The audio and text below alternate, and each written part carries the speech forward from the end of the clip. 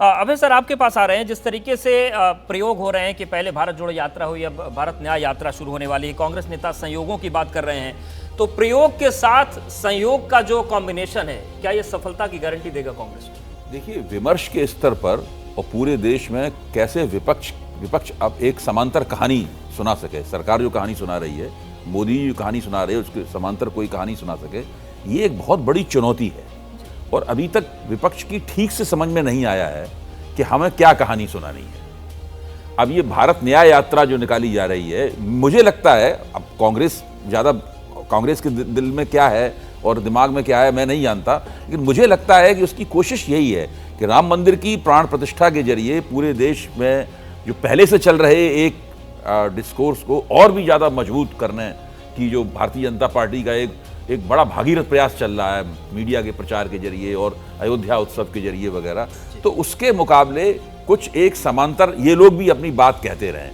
कितनी दूर तक बात पहुंचती है, कितने लोग सुनते हैं, क्या उसका प्रभाव पड़ता है, तो बाद में समझ में आएगा।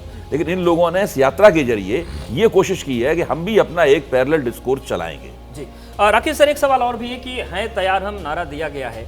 एक तरफ तो है कि भारत न्याय यात्रा निकलेगी, एक लंबी यात्रा होगी 6200 किलोमीटर की। दूसरी तरफ इंडिया गठबंधन में चुनौतियां बनी हुई है, सीट शेयरिंग को लेकर, चेहरा कौन है कि उसको लेकर। तो क्या वाकई कांग्रेस और जो इंडिया गठबंधन है वो तैयार दिख रहा है 2024 की लड़ाई के लिए?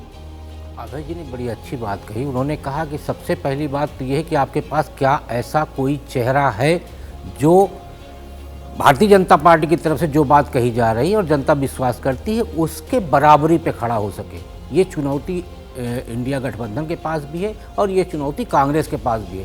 कांग्रेस की तरफ से लगातार राहुल गांधी को प्रमोट किया जा रहा। ये सही है कि भारत जोड़ो यात्रा का असर हुआ है, लेकिन उस यात्रा का जो असर हुआ है, मुझे लगता है नाम परिवर्तित करके उतरने की बजाय उनको पुराने नाम पे ही उतरना चाहिए।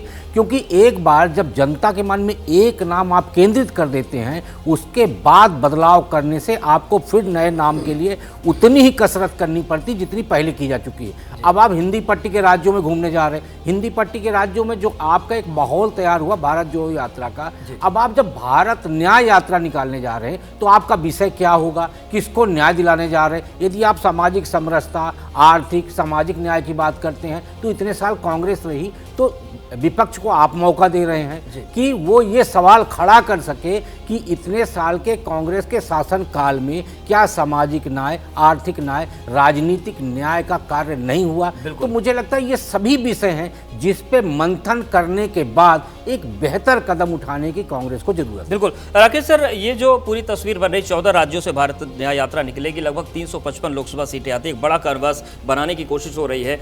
अब पहले दक्षिण से उत्तर चले थे तो वहां पर 2 राज्यों में फायदा हुआ, लेकिन क्या पूरब से पश्चिम की यात्रा में वो फायदा कांग्रेस को मिल सकता है? ये स्थिति है। देखिए, इसको एक तो भारत न्याय यात्रा, भारत जोड़ो यात्रा जो शुक्ला जी ने भी कही, वो तो उनका अपना विषय है, लेकिन 355 सीटों पर 14 राज्यों में वो यात्रा कर रहे हैं और 14 सीटें उनके पास हैं इस समय जी। और इसमें से ज़्यादातर राज्यों में या तो उनके सहयोगी दल, इंडिया गठबंधन के जो दल हैं उनके पास हैं वो मजबूत राज्य, या फिर भारतीय जनता पार्टी से सीधे मुकाबले में। तो 14 सीटों से वो 24 सीटों पे, 30 सीटों पर भी पहुंचते हैं तो कोई कांग्रेस का नुकसान इसमें नहीं हो रहा।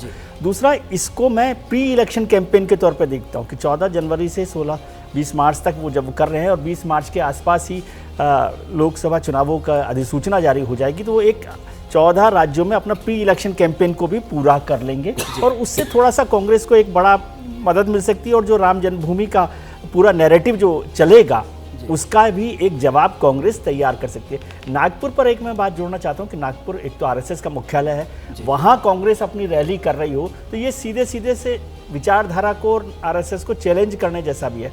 और यदि 1957 में लोकसभा सीट बनी थी नागपुर में, वहां से आज तक देखें तो 96 में पहली बार भारतीय जनता पार्टी को वहां पर मौका मिला और फिर अभी 2014 और 2019 में नितिन गडकरी साहब वहाँ पर आए जो 54% वोट के साथ, तो वो बड़ा महत्वपूर्ण है। और जैसे जिक्र अभी वहाँ पे कांग्रेस के प्रवक्ता कर रहे थे, 1920 का जो अधिवेशन है कांग्रेस का, वो बहुत महत्वपूर्ण था, जिसमें स्वराज को लेकर चर्चा की गई और असहयोग आंदोलन की जो नींव थी वो वहाँ गढ़ी गई। और उसके साथ ही हेडगेवार साहब उस जो अधिवेशन था उसका पूरा मैनेजमेंट देख रहे थे। बिल्कुल, कई संयोगों की बात की गई।